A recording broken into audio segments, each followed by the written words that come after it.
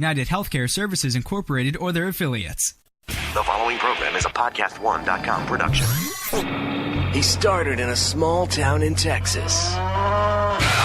Worked his ass off to become one of the most famous wrestlers of all time. We're going to take care of business tonight, and that's the bottom line. And now he's dominating the world of on-demand audio. And he's doing it for the working man. This is a damn good outlet for me to spew the bullshit off my brain. Yeah! This is the Steve Austin Show. Unleashed.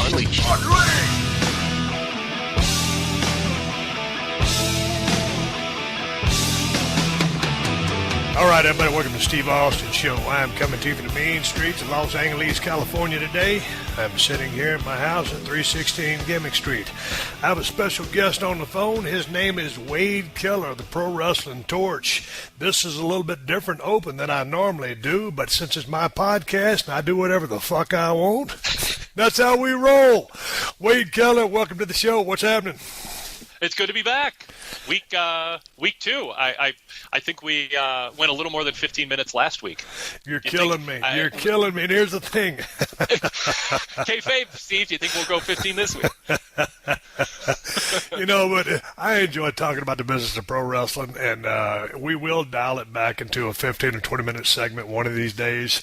Let me go ahead and let the cat out of the bag on this end. What you're about to hear is a 60-minute conversation of myself and Wade Keller talking about Money in the Bank, Monday Night Raw, Tuesday SmackDown. We don't cover everything in its totality or its entirety, just some of our high points or our takeaways from. We started going, and it turned into a one-hour podcast. So I figured, you know what, I think Wade's going to say some words here, so we'll do it on the front end of the podcast. This is normally during the open the show where I sit here and kind of spin some tales, talk about some bullshit, and I will continue to do that. But what's going on with you, Wade? Well, sure. I want to make an announcement, and you were privy to it, Steve, that I'll be joining the Podcast One family of podcasts next month. And we'll have more details in the next couple of weeks, which I'll announce on your show because I'm a weekly guest here on Unleashed. But I just wanted to give people a heads up that I'm excited about this, and I hope that every single one of your listeners will subscribe to my podcast on Podcast One. It'll be called the Wade Keller Pro Wrestling Podcast. And we're going to talk about pro wrestling. And I'm going to have some really cool I've got really cool ideas for the show, and I'm very much looking forward to it. And I'm not going to talk too much about it ahead of time, at least not this far out in terms of what we have planned. But very excited, and I've enjoyed working with you, and I've really enjoyed working with everybody at Podcast One in agreeing to be on semi-regularly and now regularly with you. So this is it's a cool move, and I don't know what to say other than I'm very excited to reach and the Podcast One audience and bring the brand of wrestling coverage and analysis that I've brought to guesting on your show and have brought to my publication and website and podcast over at PW Torch all these years. God dang. So how similar to what you're already doing will this be, your venture with Podcast One? Yeah, it's going to be similar. Again, some of the details I'll unveil when things get a little bit more locked down. Right now I'm doing a lot of podcasts for VIP members, and then a number of podcasts at pwtorchlivecast.com, and there will be a lot of familiarity to the format and the approach that I take with the Podcast One show, but there's also some things I want to do differently, and it's given me a chance to kind of take a fresh look at how I approach covering things, and a lot of it just depends on finalizing the schedule and a couple other aspects of it, and that will determine that. But I mean, the conversations you and I have, those are the types of conversations that I like to have with a wide array of guests. And so we're going to have different. There'll be interviews, there'll be co-hosts. It's going to be really timely. I mean, the key to the show for a lot of people is going to be the fast turnaround on instantly analyzing Raw, instantly analyzing SmackDown, and going in depth with the brand of coverage that I have, which is an independent voice. You know, one of the assets that I have, one of the assets I don't have is having wrestled. You know, I haven't worked in the industry, but that's also an asset. I'm an independent voice. I have done this nearly 30 years now and have interviewed just about every major name in the wrestling industry with long-form insider interviews, had a lot of off-record conversations, traveled the world watching wrestling, and I have that independence to call it as I see it, but I do so in a way that with profound respect for the hard work, the risk, and the effort that goes into putting on a wrestling show. And I'm going to continue to have that same voice at the Podcast One show. And I'm glad to hear you say that, because I know, like, when you and I are talking about the matches or the guys or the gals or whatever, it is with respect. And so we're not trying to take a shot at anybody. We're just talking and our opinions of the business and your show specifically for you, or like you and I are together. We're never taking shots at anybody. And like you said, you're a guy who loves the business. I was a guy who was in the business that still loves it. And so when we join together, it is from a respectful point where we, have our opinions and thoughts of the presentation or the performance and as it pertains to guys, gals, and storylines in general. It comes from a love of the business. Oh, absolutely. I mean, this is not a job that I chose and then decided to learn about wrestling. This is something that appealed to me long before it was a job, and that I was incredibly passionate about. But I always say the number one thing that I'm serving when I do what I do is the listeners and the readers and the subscribers. My obligation is truth and honesty with them in my approach to what I do. But I don't think people would want to listen to me if there wasn't a level of respect for the business and a love for it too, which comes across. But sometimes loving and respecting the business means being critical of some decisions that people are making in power. And that's obviously a big part of our voice at Pro Wrestling Torch, and even when I'm on with you, it's making sure that there's not that I'm serving the listeners first and foremost, and trying to really just go on a journey with them, trying to figure out what's working, what's not, and why, and understand the players who are making the decisions and evaluate what is working and what's not and why. Hey man, do you have a timetable or just a big picture as to when you might start your show? It'll be next month, within a few weeks. Outstanding. Hey, man, welcome to the Podcast One family. I'm glad you're aboard, and I'm sure your listeners, hopefully all of my listeners will listen to your show. And as you know, everything is a different venture. So I've always enjoyed talking to you with all the guests that you're reaching out to. Look no further than yours truly if you ever get in a jam. and need a guest. I will save that comment and hound you with it if I'm in a jam. But I'll tell you what, it's always fun talking to you, and you're about to listen to myself and Wade talk about Money in the Bank, Monday Night Raw, and Tuesday SmackDown for the next hour. But god dang, Wade, we got to get us an official timekeeper. We need to fly in Mark Eaton, somebody give us the go home cue.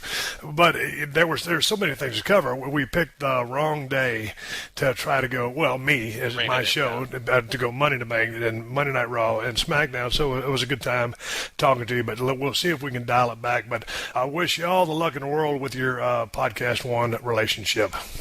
Thank you, Steve. I'm very much looking forward to it. I see it as a great opportunity. And like I said, next week I'll be on with you, and I probably at that point can lay out the format and the timing and all that in more detail. Well, there you have it, folks.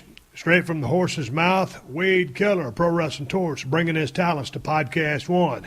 He ain't taking his talents down there to South Beach. They don't need him down there. They need him over Podcast One. He's coming on board. Wade, congratulations. Continued success and much success on this platform. I tell you what, you're about to hear me talk to Wade Keller for about an hour, so I'm not going to beat around the bush too much here. I had some bullshit stories I was going to tell you about taking my illustrious wife, Kristen, out to the club for dinner where I couldn't get a goddamn drink, and the old people beside us were talking so loud we moved to another table where some other old people sat next to us, and they was loud as shit and was eating all kinds of bread and butter. I'm going to save that story for you. And when I talk about old people, I say it with respect because at 52 years of age, I am trying to turn myself into an old person in 20 years and join the people I will be talking about.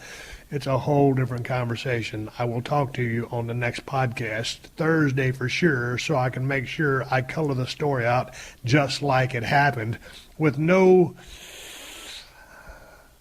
limit on what I can say. I got to have 4-letter words to tell these kind of stories. And a story about picking up the dog shit when I tripped. I'm not. That's just another spoiler. Boy, you've got so much to look forward to here on the Steve Austin Show. But I digress. I must take care of business before I talk to Wade of the Pro Wrestling Torch about Money in the Bank, SmackDown, and Raw. I got to talk to you about my former roommate, my close personal friend, my compadre, mi amigo, as Tex Ferguson would say. I got to take care of Diamond Dallas Page. Dallas is taking his DDP Yoga on the road. So if you want to see the program in action for yourself, you can join Dallas at one of his in-ring DDP Yoga workshops. He's got one scheduled for Worcester, Massachusetts tomorrow, June 23rd. It is not too late to join him if you live in the area. Just go to ddpyogaworkshops.com to find out where in the world DDP will be next. And if he ain't going to be near you anytime soon, then get yourself the DDP Yoga Now app for your smartphone and do some live workouts from the DDP Yoga Performance Center in Georgia. And you can access them right there on your phone or your tablet. It's that easy. And to give you a little incentive, Dallas is running a sale on DDP Yoga. You can get the app, the DVDs, and all related merch for 20% off right now if you go to ddpyoga.com/Austin. And the app has all kinds of cool features to help you live a healthier life. It's got nutrition tips, cooking shows. It will even help you monitor your progress. So get on the path to healthier living now with the DDP Yoga program. And like I said, take advantage of the sale. Get 20% off the DDP Yoga Now app, the DDP Yoga DVDs, and all the DDP Yoga-related merch. Listen, Dallas knows a thing or two about holding back the hands of time. Dallas knows a thing or two about taking care of his body because when he started an in-ring career at 35 years of age, basically time was his enemy. So the dude knows what he's talking about, and this DDP Yoga stuff has been sworn up and down by many of the boys and plenty of civilians out there and people who actually served in combat duty, putting over how effective this system is. So dude knows what he's talking about. Get with the program and take advantage of the sale. Get 20% off the DDP Yoga Now app, the DDP Yoga DVDs, and all the DDP Yoga-related merch. Just go to ddpyoga.com/Austin. That is ddpyoga.com/Austin. Change your life. Start today. Adam Carolla's motivational podcast, Take a Knee, is a part of Podcast One Premium. But you can hear a very special episode with Kareem Abdul-Jabbar now for free at podcastone.com. How much do you think that discipline has affected your life and helped you in further endeavors after It's helped me a lot because, you know, when you get to a point when you can look back, all the times that I failed had to do with my own laziness and arrogance. Mm-hmm. Okay? And when you get humble and understand that you got to work for it and earn it, you get things done. To subscribe and get a new episode of Take a Knee each week, go to podcastone.com/premium. Steve Austin Unleashed. All right, I just hit the record button. I got Wade Keller, Pro Wrestling Torch, on the other end of the line. He is still on vacation in Colorado, fixing to head back to Minnesota tomorrow. Wade, how are you? You enjoying yourself over there? You ready to get back in the groove and get back to Minnie? Yes, I am. I wouldn't call it a vacation. I'd call it a working road trip because I put in a ton of hours, still keeping up on everything, doing all the shows, doing all the podcasts, and still following wrestling. It's been fun, but it's a different setting, but I'm ready for home. Okay, let's get this thing going because last time we tried this, originally when Wade and I started talking, it's going to be like a 15 or 20-minute segment, and all of a sudden we started talking last week, and it just turned into a whole podcast. So we could do this every week, but we got to keep it down to 15, 20, whatever it's going to turn out to be. I don't really have any time limits, but Wade has his own stuff that he's doing. So let's jump right in. We've got 3 days of wrestling as far as WWE-related stuff to talk about. Wade, I'm going to let you lead the charge. We still kind of finesse this thing and dial it in. You want to start off with Money in the Bank? Go Sunday, Monday, Tuesday? How do you want to go here? That. Okay. Yeah. Talk to me about your perceived highlights or your takeaways from Money in the Bank. Well, I thought Money in the Bank was a middle-of-the-road show, maybe a slight thumbs up. I thought it had some assets that, some good and some mediocre and some bad. The top story coming out of it is I want to talk about Baron Corbin winning Money in the Bank and, Jinder Mahal retaining and the way that he did. But the finish of the women's Money in the Bank match created a shitstorm in social media. The WWE hyped this match as this monumental landmark moment in women's wrestling. And it's not all hype. I mean, there's some truth to it. Obviously, they've changed their approach to featuring women more in longer matches, no bra and panties matches. But it's not like nobody's ever promoted serious women's wrestling before. But they built it up. They have this video, and the women are talking about what it means to them. And then they book a finish where James Ellsworth, a guy, and not exactly, a high-end athlete as he's portrayed in WWE, unhooks the briefcase and essentially wins the match for Carmella and drops the briefcase into her arms. People are freaking out about it, and immediately Daniel Bryan and Shane McMahon on social media said this will not stand, or we're going to investigate it at least. And then last night we kind of got to jump to SmackDown to tie this appropriately into where they ended up. Daniel Bryan said, we're going to redo the match. He took the briefcase back from Carmella and Ellsworth, and they're going to redo the match next Tuesday. So they're going to get a rating out of it. But I've been talking on the PW Torch livecast. Earlier today I did a show, and Travis Bryant and I talked a lot about this. Like, are fans reacting the way WWE wants, or did that finish go a step too far where the heat is on the company and not on the heels? I'm curious for your thoughts, Steve, on that finish in the way that they framed it. Well, as far as needing a story to carry to the next week, well, you got your story, but yeah, was it taken, or like I said, where did the heat go? First of all, Carmella made a great catch. when Ellsworth dropped the briefcase, she made a great catch. But I didn't. When the kid started climbing up there, with all due respect to Ellsworth, I mean, he's doing what he was told. I thought one of the women was going to push the ladder match, and maybe he's going to split the top rope with just some type of epic, like a nut shot, or just take a bump nonetheless, or something safe where he's just eliminated and he's not the one grabbing the briefcase.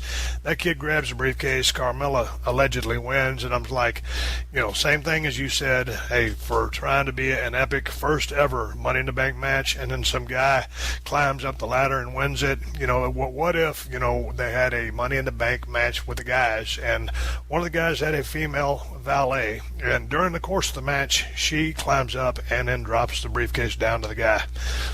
I don't think you would never see that. You never have seen it. You never seen anything close to that. So all of a sudden, for this to happen in that match, it really rubbed me the wrong way. I just thought that there was a way better finish, and I thought one of the women should have had the opportunity to earn by climbing, and they were having a pretty damn good match. You could see some of the choreography there, some of those ladder climbs and everything, so it kind of followed the template, and that's one of the tough things about these matches. The same was true with respect to the men's Money in the Bank match as far as following that blueprint, and there are timing issues. They're hard matches to have, and you can say, well, Steve, what do you know about a ladder match? I know a lot about ladder matches because I've seen a million of them, and I was actually in one with Shane and Vince McMahon, and when I was pitched that I would be in a ladder match, I didn't like it at all, and we used step ladders, and I think we used 3-foot ladders, and there were some 6-foot ladders, so there was nothing spectacular about my ladder match, but they're hard matches to work. These women put their bodies on the line. Now they've got to do it on television on Tuesday. To your point, it will give WWE a rating, but I just thought that there should have been a winner in this match, and it should have been a woman who was competing in that match, not Ellsworth. And I think they could have gotten away with this finish if this was the 3rd annual Women's Money in the Bank. And sure, I agree. Yeah. Like, it's the fact that it was a first one and they built it up so much. Now, I think maybe in their mind they're thinking that made the heat all the greater. We built it up as a sacred thing, and then Ellsworth spits on it. And I mean, I understand that approach. I think it's all worthy of discussion. But I think, in a broader macro sense, there are times that the heat doesn't go on the heel; it goes on the company. Especially in 2017, with how fans consume wrestling outside of the shows, and how they, knowing how it works. I feel like that was a step too far for the first ever match, and I think they actually paid a price for effectively building it up as such a landmark moment for women. Okay, let's we could go back and forth on this all the time. Within the company, they're thinking, oh man, well, Austin and Keller are talking about it, so it got the desired result that we wanted. But again, I think a woman should have won that match fair and square, climbed up the ladder, and had that Money in the Bank opportunity to play whenever she wanted to. On a side note, I thought some of Carmella's promos, the one on what's she on SmackDown? Yep. Okay, the promo she had in the ring on SmackDown and then on Smack Talk afterward were pretty damn good. So I get the chance to see a little bit more of her character, get to see her spinning her wheels and out there running her mouth.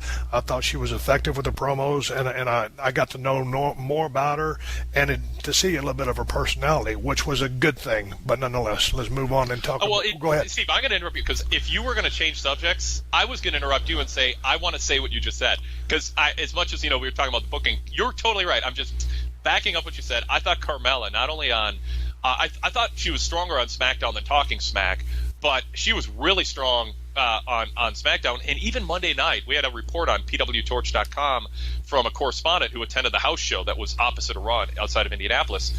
And he said that she was great. She was trotting along with Ellsworth, flaunting the briefcase in front of the fans, and it got a ton of heat. And I was like, I wish she had won it nefariously, but not that way. Yes. Because I think her with a briefcase is money.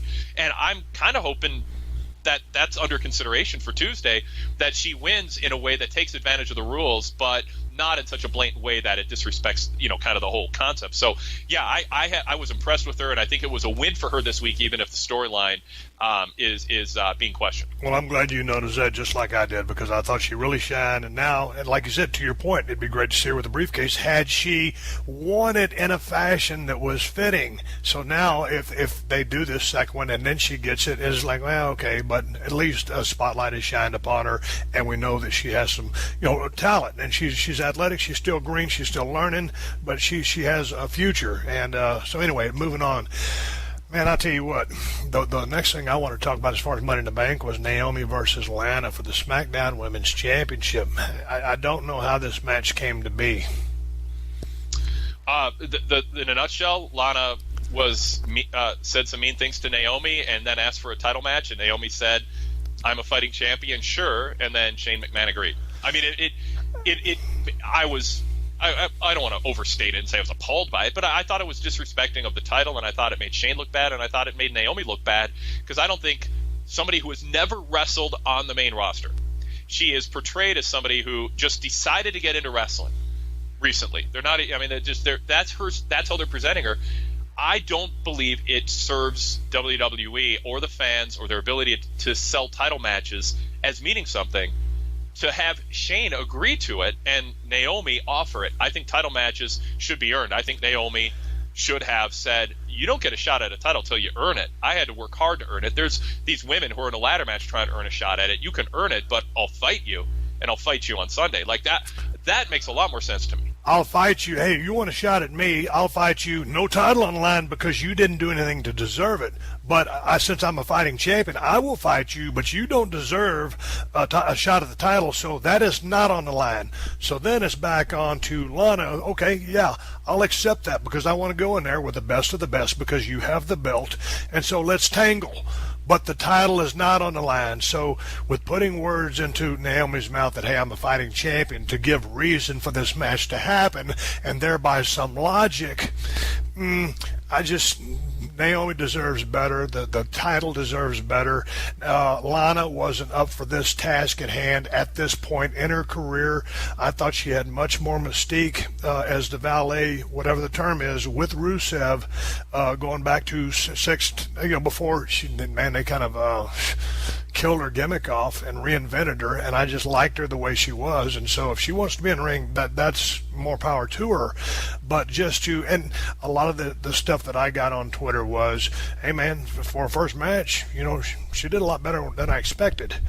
Okay, and when I say that, good for her. But as a company who's striving for excellence in sports entertainment / professional wrestling, the best of the best belong on a pay-per-view. They're not pay-per-views anymore, but the best of the best, whether you're a top-tier worker or someone who is over with X Factor, It Factor, or selling merch or drawing a crowd.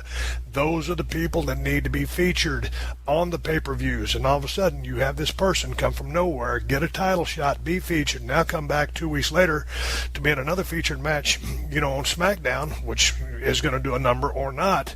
But I just thought, man, you have to treat a title with higher regard and respect than that, and put the people on the pay-per-views or the events that are broadcast on the WWE Network.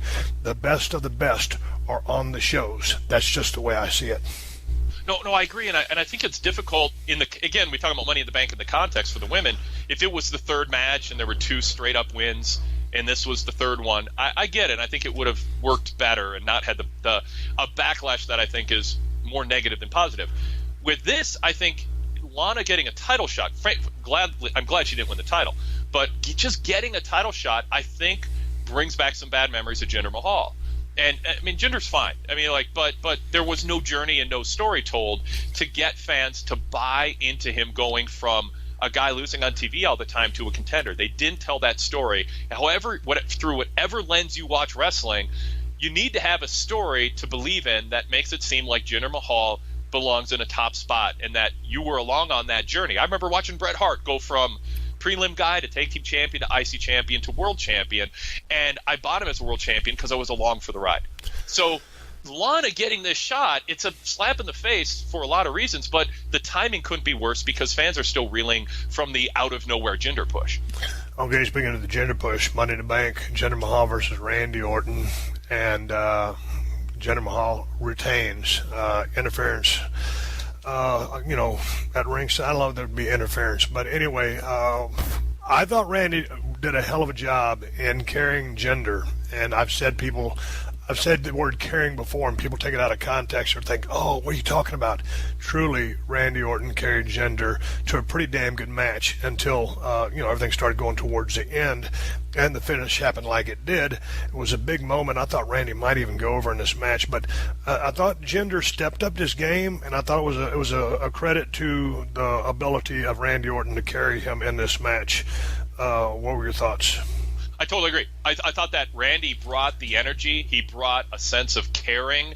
More so, I thought that maybe, for sure, being in St. Louis and having a more energized crowd helped. I think having his dad and other legends at ringside was probably a motivator for Randy. I don't know how much he cares or even is aware of people, kind of saying, Randy's doesn't seem all that motivated, and he seems like he just kind of is in cruise control. And Randy in cruise control is good, but I don't think he's great in the sense that he's motivating people to go, I got to be a network subscriber. I got to go to house show to see a Randy match. This was a match that I thought was a motivated Randy, and I agree. I think he brought Jinder up to another level. I like the pacing of the match. I mean, I know Randy's known as the anti-dive guy, but to me, this was a good example of a match that stayed for the most part in the ring, told a good story. It was structured well and executed well.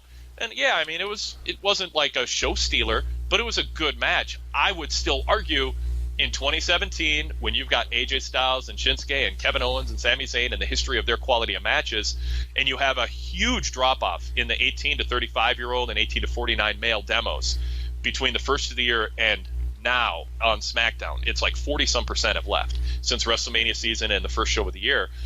You got to start wondering, is a Jinder Randy Orton match that we can compliment, say it was good, it was solid, it was one of Jinder's better matches, and Randy was energized, is that enough to bring the fans who are choosing to watch other things back? And I'm still not quite sure Randy and Jinder are the answer as the main event. And I thought this was a good second, third from the top match for a U.S. title. I'm still not sure that they're giving what the fans need to see in the main events, though. Well, I think they're playing to that St. Louis crowd, the fact that it was Randy's hometown, and playing upon that storyline with respect to how the match was structured, the pacing. yes, everything was really good, really solid. Jinder, he's got to start coming around a little bit, being a little bit more aggressive. He was a little pensive out there. That sometimes, maybe just a little bit lost. Randy Orton kept staying the course. He was leading the match, so Jinder's got to be able to loosen up a little bit, take a breath of fresh air, lay his shit in, really, be able to be more in the moment. It was almost like he was following a blueprint to a degree, and I'm a fan of the kid, so I'm wishing him well, but he's just got to loosen up and look like this is actually, he's thinking about what he's doing, and there's a thought process of, hey, fuck it, I'm going to do this now, and he's just kind of still going through those motions, and it comes across as going through the motions. So, again, a real good match carried by Randy Orton. Could it have been better? Yeah, it could have been a lot better. But passable, yes, and I think we're trying to capitalize on the fact that it was Randy's return back to his hometown. Hey, let's jump into the men's Money in the Bank ladder match. There was no women going to the top of the ladder, tossing down a briefcase to one of the guys. Your thoughts on this match? These matches are tough to work. Let me jump right out. I asked you a question, but some of those climbs up the ladder, man, they're really hard to watch because they were just waiting for that guy to come get them. And then at the beginning, when Baron Corbin jumps Shinsuke Nakamura, and Shinsuke's out for 15, 20 minutes of the match, and then comes back. Wade, give me your take on this. Yeah, I ultimately liked the match because they took fewer chances than I think they usually take in Money in the Bank matches. So, because like some people are just like, put all the spots in there you can. Who cares how the wrestlers feel afterwards? And if it cuts years off their career, that's not how I watch wrestling. I mean, I want every chance that's taken to count. And I understand. I understand it's a dangerous business. I could not do what wrestlers do, and I readily admit that.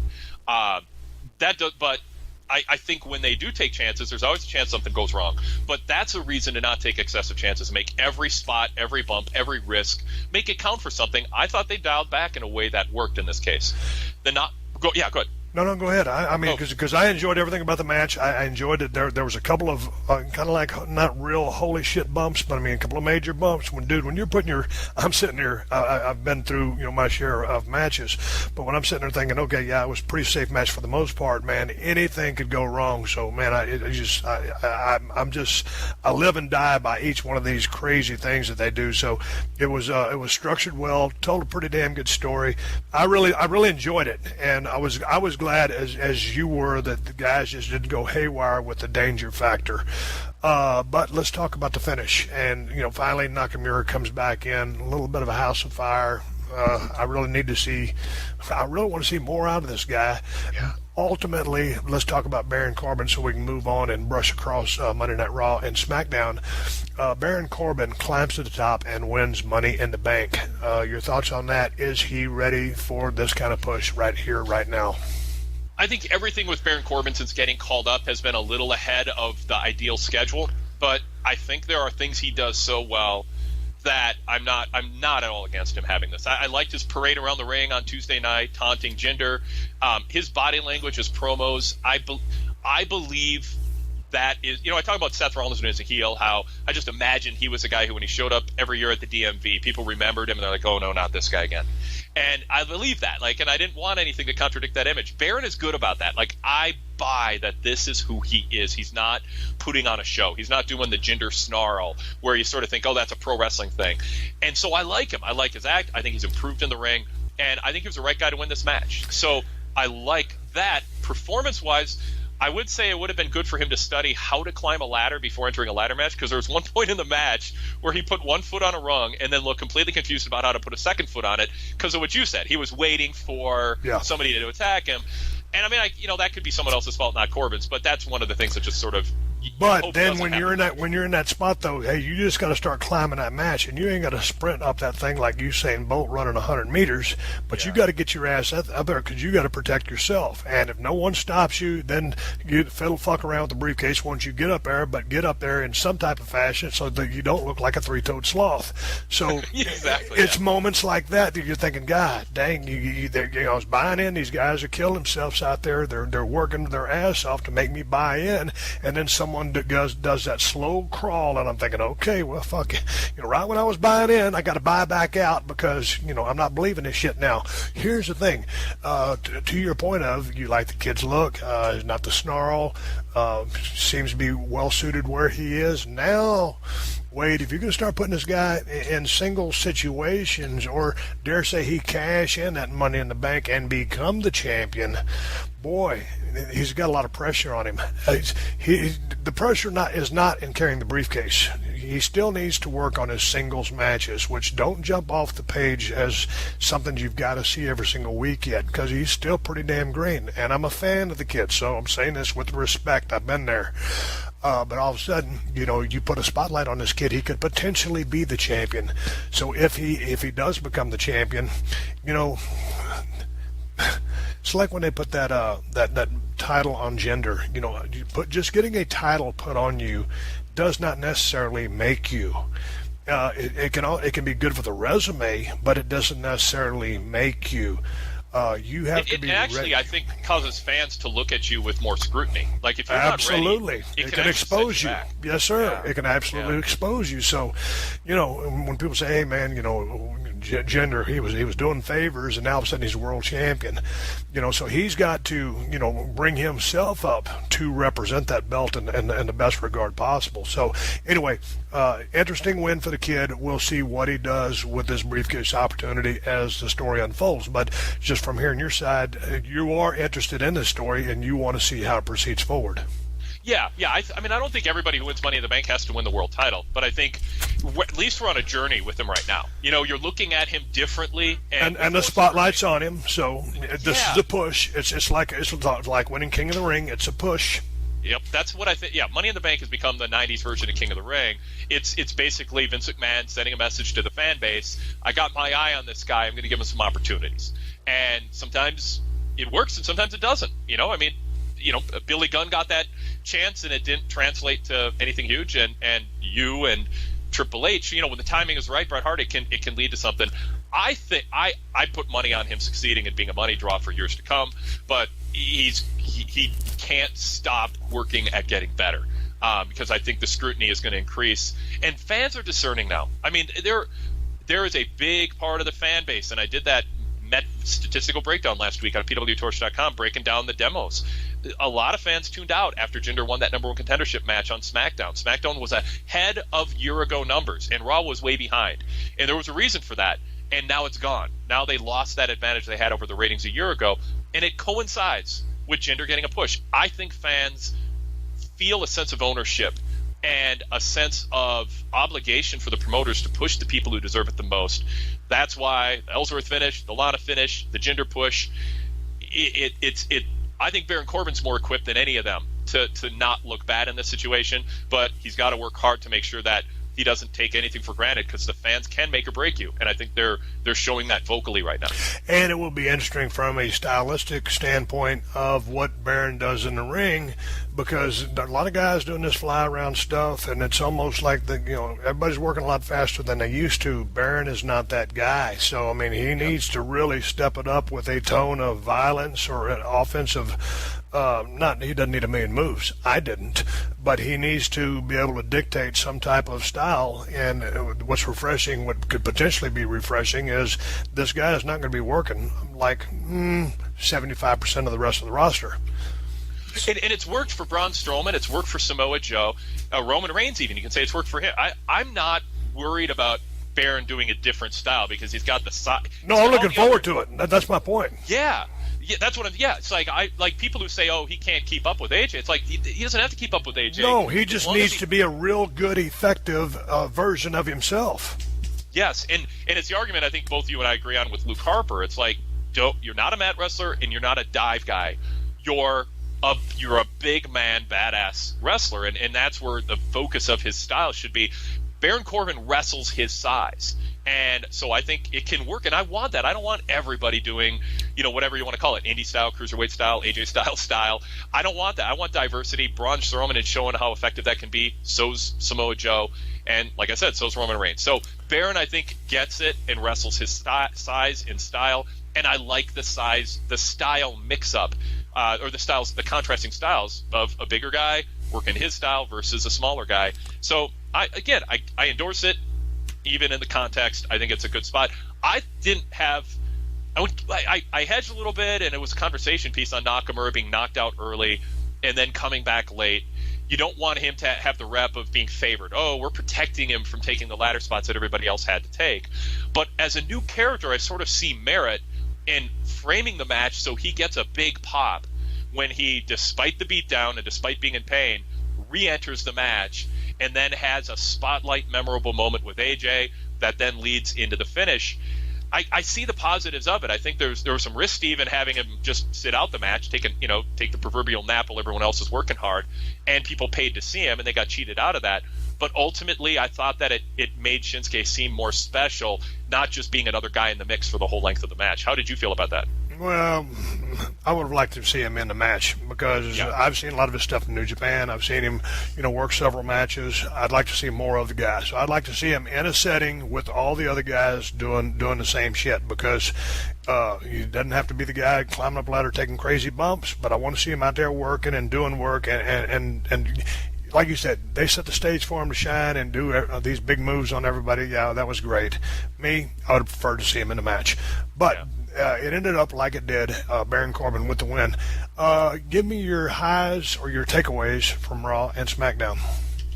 Well, why don't we start, even though it's out of order, why don't we start with SmackDown just because we're in the flow on Money in the Bank? Yep. Because SmackDown was a follow-up on that. They didn't do a lot with Baron Corbin. Because he just, did a lap around the ring to taunt Jinder. But I thought that was fine. I didn't like that because I thought it mirrored what Carmella had done the day before, right after she won. And so it was like, okay, Carmella parades around. And again, I'm a fan of Carmella. I like what she did with the promos. Okay, they took the money and they took the briefcase from her. But then I thought it was just kind of, same old, same old. Here comes Baron. And here's a guy who's, 6'4", 6'5", killer. And he's going to stroll around the ring and taunt. He's going to cash in. I didn't buy it. Yeah, I make a good argument. Go ahead. So we got Shinsuke Ziggler again, and they went about 17 minutes. Thought it was a good match. You're a fan of Shinsuke. People who've seen Shinsuke outside of WWE and his Sami Zayn match, and it's like there's something there that everyone's like, I'm so excited for him to get to the main roster.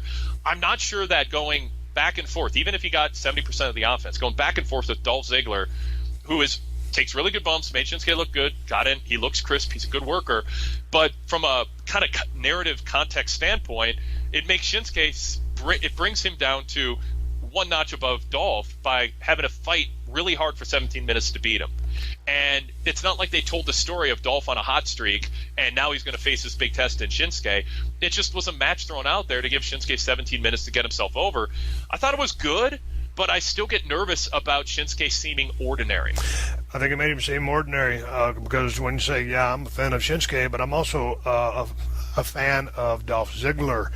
But right now, due to the fact that as long as he's been there, however they pushed him, heel baby, gas pedal brake, he goes out there with the King of Strong style, and they start off with this kind of chain wrestling stuff, but it's almost that somebody's got to snug something up. Some of those reversals on the waist locks, that's just transition moves. Grab a headlock, sink it in, and they'll make that hand into like a knife edge as they're kind of, got that headlock locked in. It's almost like it's not fake wrestling. It's just that going through the motions kind of cliche wrestling. It's like snug it up, grab you. I got my hands locked in here. Grab a hold, God damn it, and give me some physicality. And we know Shinsuke can be physical as hell because he comes from a shoot background. Dolph can work his ass off. He's a former amateur wrestler. Fucking give me some real snugged up wrestling. And on the other side of that, don't sit there and make the snug up stuff look like it's so snug because you're straining so hard, but you're barely squeezing. It's a real fine line there, Wade. And I don't know if you understand what I'm talking about, but it's just that switcheroo stuff that it's just you're putting in some time. They give you 17 minutes. You didn't need 17 minutes. Go out there. Hey, because I know the guys can wrestle. They can do those switcheroos. Give me some fucking high spots. Maybe all of a sudden Shinsuke, he'll explode. 1, 2, 3 moves in slow fashion. He'll do the faces, okay. But I want to see, god dang, bam, give me some action, because if you notice, people are gonna sitting back on that match. If you say, was it a good match or a bad match? It was a good match, but it was just like the one on the pay-per-view they had. Doesn't make me clamor to see Shinsuke and action again. He's got this mystique, but the mystique, it isn't really getting built. It's kind of coming down. And they haven't issued for him, or he hasn't issued a mission statement. And I think a new guy with his credentials and resume needs to arrive and have a mission. I mean, the wrestling I grew up with, if a new guy arrived on the scene, I mean, if he was a big deal, he pretty much declared what he was there to do. If it was a heel, it was to take the championship, back to the Middle East, or it was to take it to, win it on behalf of Bobby Heenan, and they're going to celebrate and part, or if it's a babyface, Hulk Hogan showed up with a mission in the AWA to take the championship from Nick Bockwinkel, and it was just like, boom, that's his focus. Shinsuke just sort of showed up, and he's just kind of floating around aimlessly, and I don't think the language barrier is an excuse. Why is he here? Tell us that he conquered Japan. He was a legend there. It was a big decision to leave home. He could have come to WWE anytime in the last 5-10 years. He was that good. He decided to leave his family, come to WWE, and prove against the best that he is the best, and put him on a mission where his matches count. And there's this aura about everything that he does that's special. Making him ordinary means he's just going to be ordinary, and his ceiling should be higher than that. So yeah, I remain hopeful and somewhat optimistic. Eventually we'll get there, but 17 minutes with Dolph and like you said, what you described is what I want to see if two baby faces wrestle. Like, oh, we're kind of testing each other out, and you wait for things to kind of get heated where someone snaps and loses their temper a little bit. But yeah, be snug, be tight, fight with a mission, and you're not getting paid by the minute, and Shinsuke looked like he was getting paid by the minute there. I'm coming right back with Wade Keller, Pro Wrestling Torch. A pause for the calls to the sponsors to keep the show on air twice a week for free. 2 cans of audio whoop ass for fucking nothing. Coming right back with Wade Keller. Hey, if you're in the market for a car, then you need to check out TrueCar. TrueCar gives you the price and information you need to feel confident about your purchase. When you register with TrueCar, you'll see what other people in your local area pay for the car you want. And from there, you can connect with a local TrueCar certified dealer and enjoy a more confident car buying experience. TrueCar shows you real pricing on actual inventory. So you see competitive pricing offered to you by TrueCar certified dealers for vehicles that are actually on their lots. And you will also see all the dealer incentives before you get to the lot, so you can feel confident about the price when you show up. TrueCar makes car buying easy, no matter if you're looking for a brand new or a used vehicle. And the stats do not lie. Over 3 million cars have been sold to TrueCar users by the TrueCar Certified Dealer Network. There are over 13,000 dealers in that network with some 700,000 pre-owned vehicles available. So do yourself a favor and go to TrueCar for your next car buying experience. TrueCar doesn't just make the process easier, it'll also save you some money. TrueCar users save an average of over $3,000 off MSRP. So when you're ready to buy a new or used car, visit TrueCar to enjoy a better car buying experience. Some features not available in all states. Steve Austin Unleashed. Okay, SmackDown, what else jumped across at you? What do you think of the Jinder Mahal Luke Harper match? Last thing I want to get, Dave, I got a ton of respect for Dolph Ziggler and Shinsuke. Just these matchups, the way that they're telling them to go out there and do these matches, that's the part where the disconnect is for me. I'm not shading those guys at all. So I think they fulfilled their mission. I wanted to put that out there because I'm a big Dolph fan. And that's totally fair, because like if there was in a different circumstance and two guys went out and did a 17-minute match in a different context, it's fine. Like that's what they were told to do, and they did a good job filling 17 minutes. Other than but snug it up. I mean, for real, snug it up. Okay. Look like you're fighting, not performing, and not filling time. But that said, I mean, Dolph is always really good, but it just wasn't the match that Shinsuke needed right now. I think that's my point. I think that's a good point. Yeah. Okay. Harper versus Jinder. Jinder in the main event. I like a world champion being in the last match on a show, because I think if a world champion wrestles, it should be framed as a big deal. It's like respect the office, not necessarily the office holder. Even if he's a heel and even if fans haven't bought in, still, if a champion wrestles on TV, I think you make a big deal out of it. I needed more backstory, though, of why Luke Harper got this match and what it meant to him. We got nothing on this show that gave me any reason as a fan to invest in Luke Harper as Jinder's opponent. It came across as filler because of it, and I think they sold the match short. Man, I'm just here in my notes. I have that Baron Corbin comes out and teases the Money in the Bank thing. I said that was redundant. Yep. Yeah, the match is okay. Yeah, to your point. Yeah, well, why did you get the match? You're talking about the world champion. So how did it happen? Yeah, I mean, I'm glad it was non-title, but still, I mean, yeah, it should be. Yeah, that was a non-title match. I don't think they ever said the title was on the line. Okay, well, regardless, I mean, then if it was a non-title match, why did it happen? That is your world champion, and these two guys have no back history. Yeah, correct. True. Yep. Okay, so I mean that doesn't make sense right there. Well, the reason they did it is because they wanted Randy Orton to come out and beat up Jinder, so they worked backwards from that, and they didn't do a good job making sense. Yeah, but there needs to be more logic on the setup of why those two were in the ring together. I agree. Because if that doesn't have any foundation, then I can see that why you want Randy to come out there, but there has to be sound foundation for why these two were in the ring fighting to begin with. Because as the world champion and as a heel, you've got the ability to be the biggest prick in the world. Say, hey, why would I want to wrestle this guy? Yeah. What did he do to earn a shot at me? Why would I want to wrestle him for a non-title match? Because all of a sudden the commissioner comes out there and says, oh, you're going to wrestle this match. I need more than that. I do too. I think they book backwards. They're like, how do we get Randy how do we let Randy show that he's worked up and fired up over what happened with his dad and the way that he lost Sunday night? Well, we'll have him beat up Jinder. Well, how do we have him beat up Jinder? Well, we could do a promo. Right. Have him do a match against two. Well, Harper's not doing anything, and that's where it ended. It's like, no, that's just the beginning. Like, give us, and plan a couple weeks ahead, ideally, and have Luke Harper kill somebody in the, destroy somebody in the ring, and have Shane McMahon go, you know what? I've been impressed by Luke Harper lately. I want to see what he can do against a champion. He hasn't earned a title shot, but I want to see if he maybe should be in that conversation. Luke, you got an opportunity of a lifetime next week against Jinder non-title, and build it up. Give me some backstory. And this didn't happen. Then again, I mean, if it was going to be UFC, he'd be fighting, a highly ranked fighter, top 10 ranked fighter, to show why or if he deserves that shot. So again, Jinder shouldn't be the target there. It should be a high ranking guy based on wins and losses, which don't seem to matter anymore. But that should be as if he gets a shot if he beats this guy. And I don't know, it's all about numbers and matchups as far as ratings, but.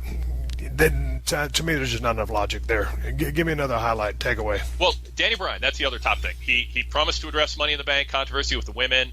He heard throughout the show, they weaved into the show the women making their case, why, hey, and they did a really good job, by the way, saying there is no rule that says somebody in an ODQ match, somebody not involved in the match, can't unhook the briefcase and hand it to somebody. I mean, JBL said it Sunday night. It got reiterated on SmackDown on Tuesday night. I mean, and Daniel Bryan then walks out and says, I've been talking to Shane and other officials, and they told me I have to stick to the rule book. So I'm thinking, okay, Daniel Bryan, he's likes to follow rules. He might not like it. And then he just arbitrarily decides, nope, I'm going to take the briefcase.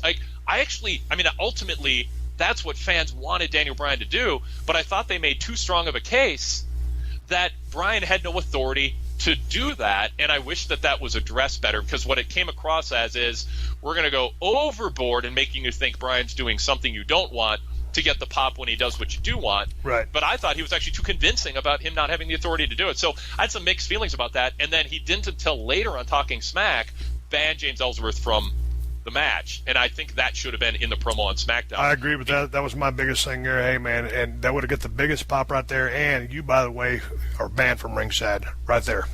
Yeah. Yep. It almost looked like what never mind. I was just wondering if he forgot to, because I don't know. It just seemed to step off to me. So or someone hit the music too soon, and he's like, "Oh, okay, I guess I'm not going to do it." But yeah, it felt anticlimactic. I did like on Talking Smack. James Ellsworth told Carmella, "Don't worry, I've got a plan." And then Daniel Bryan said, "Well, I don't know what that plan is, but if it involves you being at ringside, you won't be your band."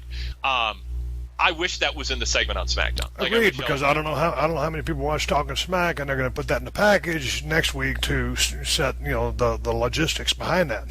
Yeah. Otherwise, I don't think there was much else. I mean, we had the Kevin Owens Chad Gable thing. It was fine. But I didn't understand what gave. I'm the biggest AJ Styles fan in the world, but what gives him the authority to make a Kevin Owens match with Chad Gable? I agree. Okay, could just explain to me the logic here so I can buy into it. I know, that's the thing. Okay, because I didn't know that all of a sudden the commissioner, whatever you call him, or GM had just said, okay, hey, AJ, handle this for us. Go make this match. Because he proved that this kid was allegedly just moved to wherever they were at. I was just like, come on, man. You got AJ Styles, one of the best worker in the company, and he's going out there. And KO, who I love, is a Gable kid who's got some potential. And all of a sudden, AJ's out there making this match. And all of a sudden, before you know it, there's a suplex on KO. The match starts. And you've got your champion out there looking, not in the best light, because he's not being treated like a champion. Because as a Universal Champion, he was AJ. What authority do you have? Regardless of whether this kid is from here or not, which he wasn't, but to make a match with me. So give me what gives him the leeway to do that, Wade. Well, see, and I think it's an easy fix, because there isn't. I mean, there's no way to fix it or make sense of it as they did it. But AJ could have come out and said, "I know someone from Dayton, Ohio. He's a new, little tongue in cheek. He's a new resident, but I don't think you're a fighting champion, Kevin Owens. You're not gonna not fight somebody on a technicality, right?" And Kevin Owens can look like, "Oh crap, I'm cornered. I can't back out of this." And then you do that, and then or even at the very end, they do everything the same way they did it. And then at the end, all Kevin Owens had to do is just say, "I don't care. I can beat this guy whether he lives here or not. Bring it on. Ring the bell. Have him." I mean, it is just Chad Gable, and I have high hopes for him. But at this stage, Kevin Owens should not be scared to fight Chad Gable. So in the end, have Kevin Owens roll his eyes, throw his hands up, and go, "Fine, I'll pretend he lives here. Let's fight." It's okay for a heel to accept a challenge, but at least then, logic-wise, he has accepted the match. It's not forced upon him because AJ said so. You know what? Hey, kid, you know what? You don't have a chance against me. I know you're not from here. This is BS. Styles has no authority, but because, hey, we're here in this shithole, I'll go ahead and wrestle you. And then you go out there and you take over on the kid. This is just like damn near Flair versus Lawler years ago. Man, all of a sudden you make this kid and then you fucking crush him. And so then you get over, the kid gets to shine, and you don't look like a doofus. Because and it wasn't on KO, but that was the company that put him in that spot because of the storyline. So yeah, you can accept the challenge. Yeah, AJ can go out there and stir the shit a little bit, because it's not like with an authority type thing of, hey man, you're a fighting champion, and all of a sudden KO agrees to it, to some of the points you just made. But you can do it, but just do it in a little bit different fashion.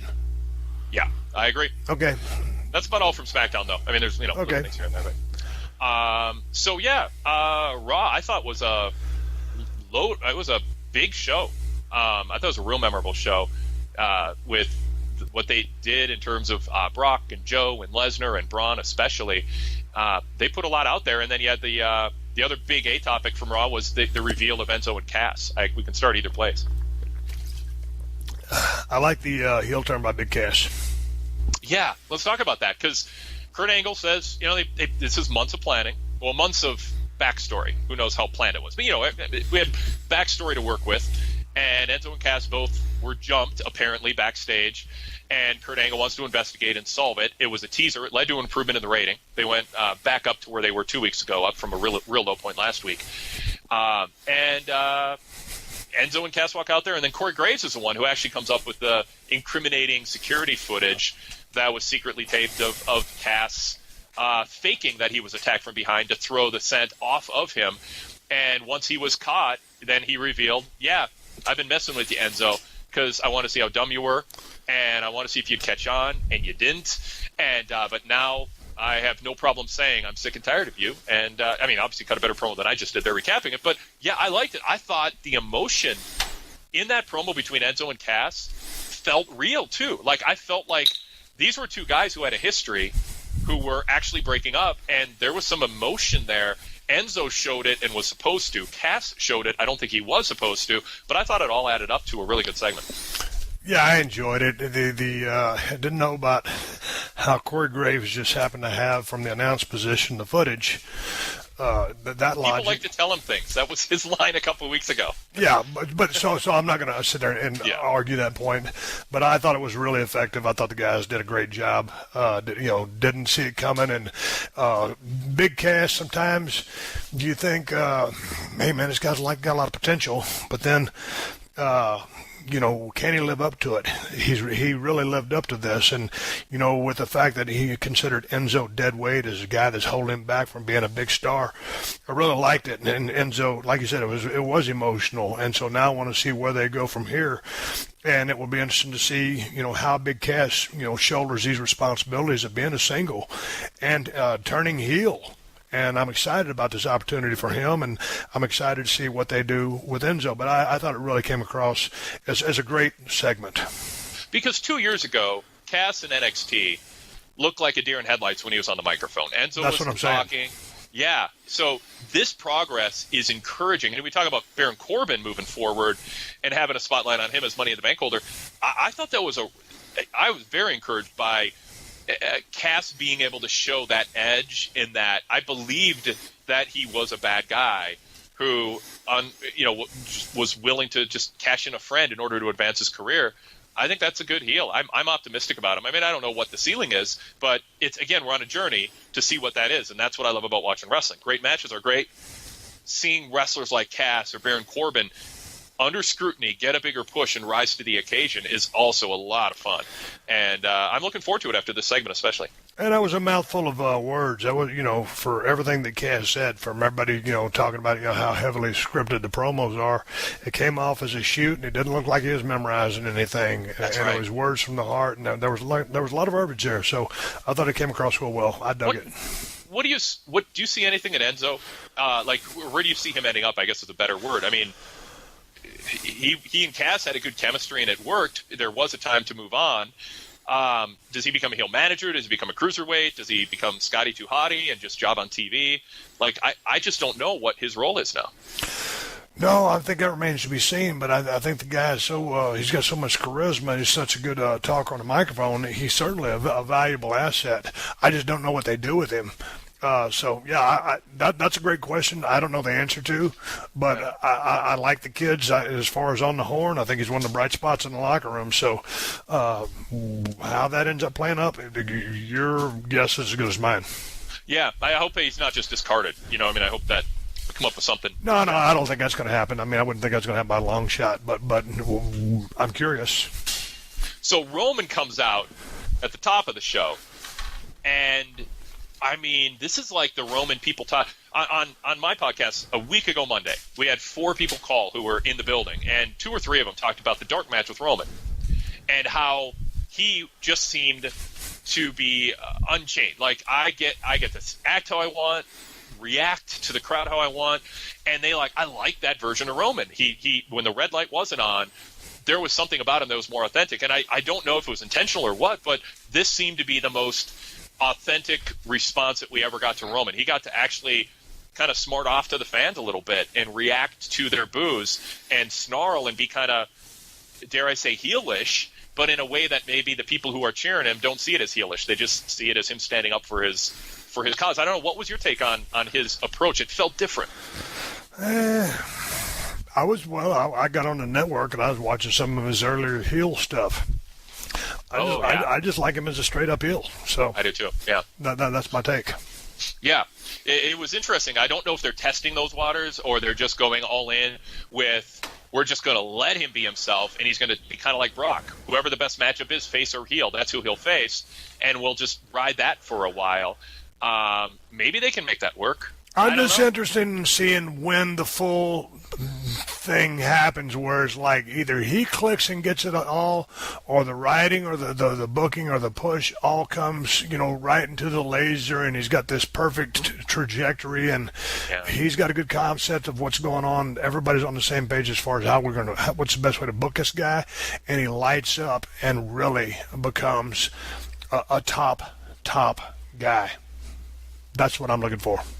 I am too, and I mean, he'd still be one of my top draft picks if I had to. If all wrestlers became free agents and I was a promoter with $1 billion to spend, I mean, Roman's absolutely top 1, 2, 3 draft pick. He's that talented, but you want to put him in a slot that isn't driving people away or reminding people of him being kind of the corporate chosen one that, in their mind, is what drove CM Punk, out. So it's figuring that out. Joe, though, I think they're figuring out. I mean, I love what they've done with him, and I thought this week was another really good week for him. Yeah, I like Joe. I liked when he got the coquina clutch on Roman, and then with the distraction. So I'm looking forward to Great Balls of Fire, I guess, July 11th or whatever it is. I'm looking forward to that match because I'm a big Joe fan, and I want to see what kind of match him and Brock decide to put together. Oh, totally, yeah. And then the match later, it was a big match to give away with Joe and Reigns. But I just think Vince has to be looking at this and going, first of all, it's kind of a joke, but I also think it's true. People say, if you make Reigns look good, Vince loves you. It worked for AJ. It's like, I think Joe is making Reigns look good, and I think that is warming Vince to the idea that Joe is someone who he should be thinking about, and the primary tier of guys that he's thinking about, who do I want him to face at WrestleMania next year? Because Vince doesn't have a long list of guys he worries about a lot in that respect. I think Joe might be adding himself to that list of guys that Vince is actually going to book the lineup around. Well, man, it's like I've been saying ever since he got brought into WWE and went down there in NXT. I'm like, God dang, bring the guy up. He's one of the best workers that there is. And so you get a guy out there in the vein of AJ. And a lot of, many people didn't think, just as far as WWE, that AJ was really going to have a chance to succeed there. Hey, man, all of a sudden, you put that guy out there and just let him do his thing, and he goes to the top because the cream rises to the top. And AJ, grabbed the proverbial grass ring when I don't really think they had it in the plans for him until that guy started lighting it up. Yep. And so Joe's the same way. He's just a true talent that could work his ass off. He can put a little bit more salt and pepper on his promos, just a frog's hair, but there's nothing wrong with him. I buy into him. He's legit. I like him. He's a threat. He can work his ass off. So, no, I'm happy for Joe and happy with anything that they do with him or for him because I like him and he's legit. We talked about what wasn't there in that Ziggler Nakamura match, and granted, there was more of a build-up to this in terms of a grudge and the mic work earlier in the show. But I love Joe's facial reactions.